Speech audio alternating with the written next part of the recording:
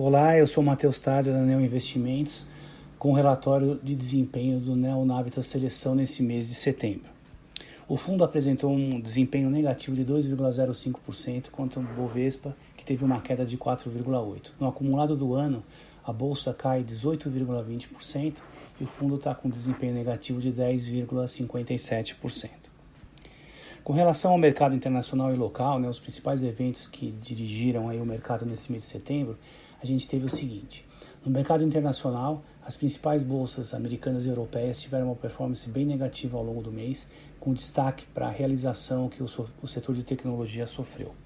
Tanto o Fed como o Banco Central Europeu mantiveram suas taxas de juros inalteradas e sinalizaram a continuidade de políticas monetárias expansionistas. O Congresso americano continua discutindo a aprovação de um pacote adicional de auxílio econômico e na Europa, apesar de algum aumento aí nos casos de Covid que foram reportados, não houveram novas restrições à circulação das pessoas.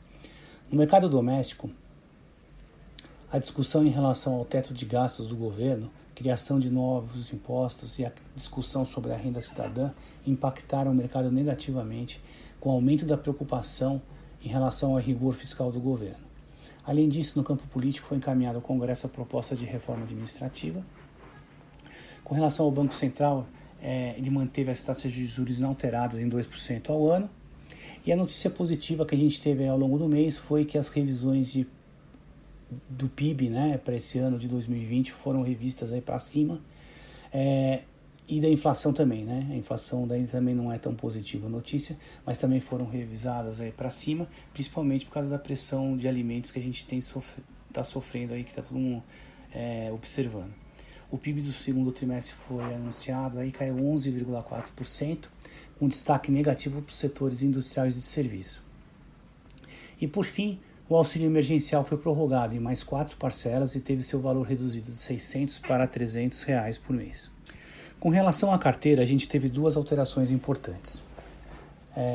A gente incluiu um novo papel, a gente entrou no IPO de Pets e zeramos, vendemos totalmente a posição IMC, que já era uma posição que vinha bem pequena, abaixo de 2%, perto de 2% da carteira há algum tempo.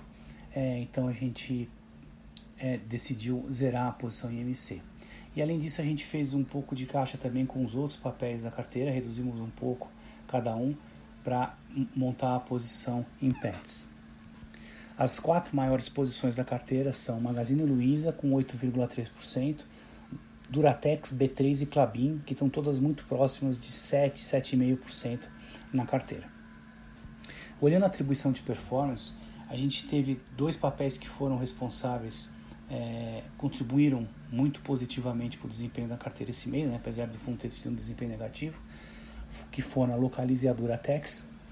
E pelo lado negativo, os papéis que tiveram uma atribuição de performance pior foi a Rumo e a Equatorial. E para explicar um pouco o comportamento, porque os papéis tiveram um impacto negativo ou positivo na carteira, olhando os principais eventos que ocorreram com as empresas da carteira, vale destacar para a Localiza, que foi a melhor posição esse mês, que ela anunciou um contrato de acordo de incorporação com a Unidas, o que na prática é que ela basicamente fez uma oferta de compra da Unidas, que a Localiza é a maior locadora do Brasil, a Unidas é a segunda maior. Então o acordo faz bastante sentido estratégico, vai permitir um ganho de sinergia bastante grande, com economia de escala, com economia com essas operações administrativas duplicadas que vão ser unificadas, e também aumenta muito o poder de barganha que as locadoras têm com as montadoras, e também reduz o custo de capital e vai melhorar a eficiência na venda dos seminovos, que faz parte do negócio de locação de carros. Depois que eles alugam, eles vendem os carros com um ano e pouco de uso. A principal ponto de atenção é como é que vai ocorrer a aprovação do CAD, Então tem um órgão econômico aqui no Brasil que tem que autorizar a fusão de 2 empresas para evitar que se formem mercados onde não tenha muita concorrência e o consumidor saia prejudicado por causa disso, E como a gente está vendo, a maior e a segunda maior empresas do setor de locação de carros se unindo, eles vão ter cerca de 60% de participação no mercado de locação de carros de rua, né? Então a gente vai ver aí como é que o CAD vai agir com relação a esse caso e se vai propor algum remédio, né? Algum remédio normalmente que eles exigem alguma redução do tamanho da empresa para aprovar a operação. E só para comentar um pouco de PETS, né, que é um papel novo na carteira, a gente entrou aí no IPO que teve em setembro, a gente já conhecia a empresa de bastante tempo, mas ela não era de capital aberto, e os principais pontos da tese são o seguinte: é um mercado muito pulverizado, com grande potencial de consolidação. A PETS é uma das maiores empresas, né, e é um mercado e tem cerca de 4% de participação aí de market share. Então existe uma avenida muito grande aí de crescimento, de consolidação, né, comprando outras empresas ou expandindo, né, organicamente aí pelo mercado.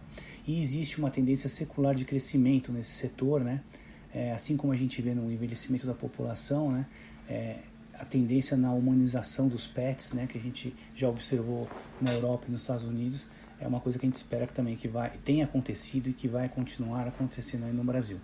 E o corpo de executivos da empresa é muito bom, tem um track record, né? Teve um desempenho que a gente olha aí como é que foi o desempenho deles de 2012 até 2020. Eles tiveram uma forte expansão, mantendo sempre retornos muito saudáveis para a empresa. Então é uma nova posição aí na carteira que a gente acredita que vai trazer bastante retorno aí para os cotistas. E pelo lado negativo que a gente teve, né, como eu comentei, que a ação que teve a atribuição mais negativa na carteira foi a Rumo, mas não existe nenhuma coisa de fundamento, né, que explique esse desempenho ruim. Basicamente o que ela fez foi uma oferta de ações relativamente grande, né, de quase 5 bilhões de reais, para antecipar o pagamento de umas outorgas que ela tem da Malha Paulista e também da Malha Central.